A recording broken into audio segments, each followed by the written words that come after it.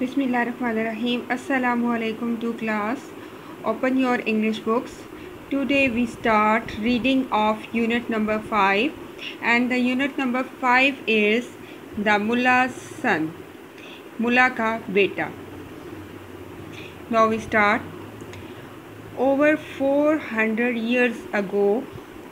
अगो को आप अंडरलाइन कीजिए. अगो का मतलब होता है पहले. 400 साल पहले there lived a king. King को अंडरलाइन कीजिए. किंग का मतलब है बादशाह. कॉल्ड अकबर. एक बादशाह जिसका नाम अकबर था. He was such a great king.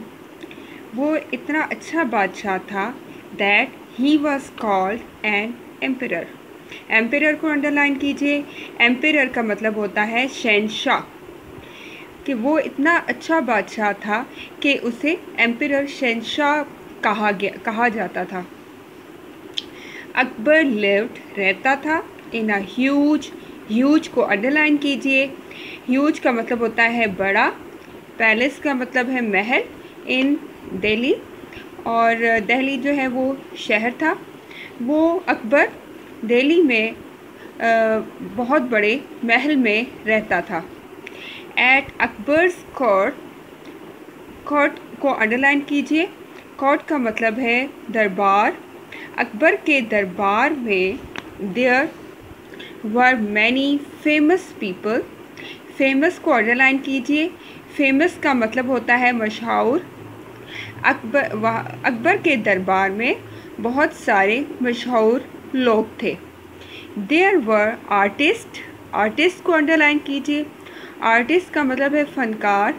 And musician का मतलब है मौसीकार, जो कि म्यूज़िक का काम करते हैं, म्यूज़िक बजाते हैं. आर्टिस्ट फनकार जो कि अदाकार होते हैं. डांसर्स अंडरलाइन कीजिए. डांस करने वाले. पोइट्स शायर. उसके वहाँ पे फनकार थे, मौसीकार थे, और डांस करने वाले और शायर थे. एंड क्लेवर का मतलब होता है होशियार. साइंटिस्ट को अंडरलाइन कीजिए. इसका मतलब है साइंसदान. एंड राइटर्स को अंडरलाइन कीजिए. राइटर्स का मतलब है मुसन्निफ, लिखने वाले, Likhari.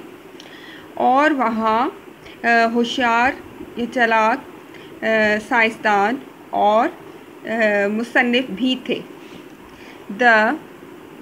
There was also a very funny man there. Funny को अंडरलाइन कीजिए. फ़नी का मतलब होता है मज़ा वाला. और वहाँ एक बहुत मज़ाहिया आदमी था. वहाँ एक बहुत मज़ाहिया आदमी भी था. कॉल्ड मुल्ला दो प्याज़ा, जिसका नाम मुल्ला दो प्याज़ा था. नेक्स्ट पेज पे है, page number 35. The mullah made the emperor laugh को अंडरलाइन कीजिए. हंसाना. और मुल्ला जो है शहंशाह को हंसाता.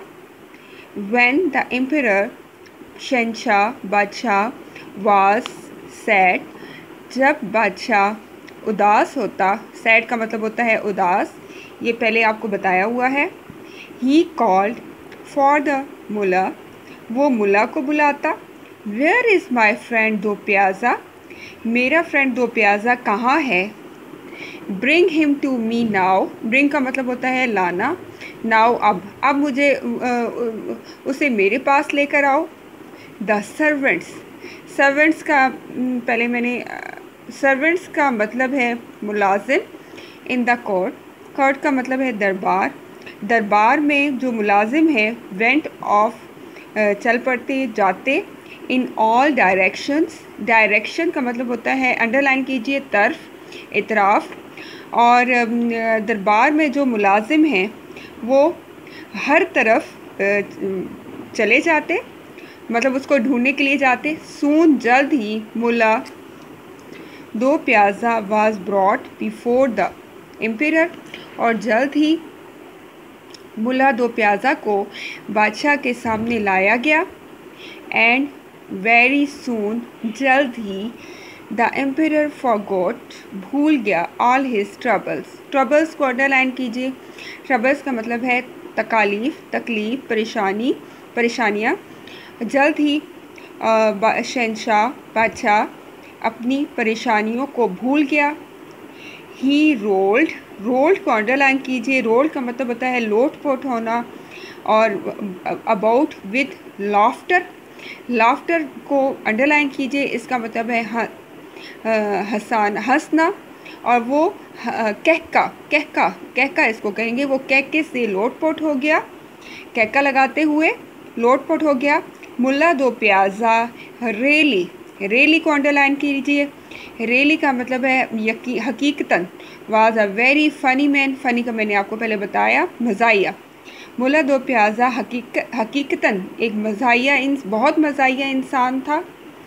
नथिंग सरप्राइज, सरप्राइज़ को अंडरलाइन कीजिए। सरप्राइज़ का मतलब है हैरान कर देना, कोई चीज़ उसको हैरान ना करती।